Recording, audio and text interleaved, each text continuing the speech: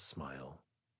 One of the early in and out crowd, Siobhan shrugged off the results of her urine tests while locking eyes with Chen, a teasing, inside joke grin. Let me guess, Doc? Everything cocktail? Molecule mud pie? Got my script? Then to the pharmacy, because her dose helped her sleep. Until she missed a week, then 2. It wasn't the first time she'd partied with those guys, so when I warned her, she was like, whatever, her friend Nan told Chen. Can you tell the cops she was with them? She saw something she shouldn't have. But you know Siobhan thought I was being dramatic.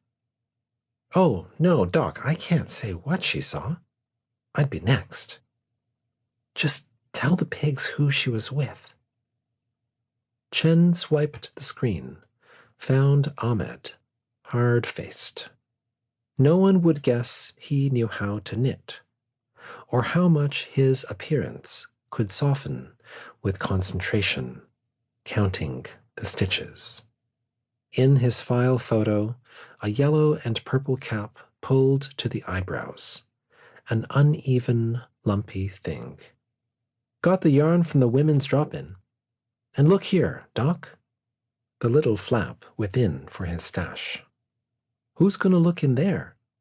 My grandma once made me one like it. Told me that's where you hide a coin. For emergencies. The cap was what Chen recognized.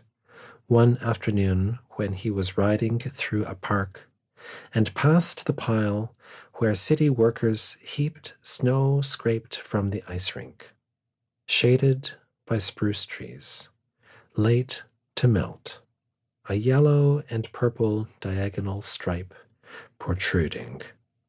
Had Ahmed missed the shelter bed cutoff and dug himself into the snow pile, the way kids made forts?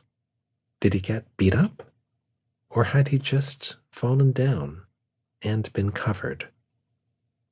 Faces he would never again see in person looked out to Chen from the screen. Photos taken for the clinic record now lived in his pocket, on his desk, on his bedside table. A banner popped up in his newsfeed. Surging deaths in shelters. Coroner's report. Over the previous week, the words Fentanyl Crisis had appeared on his phone's home screen again and again.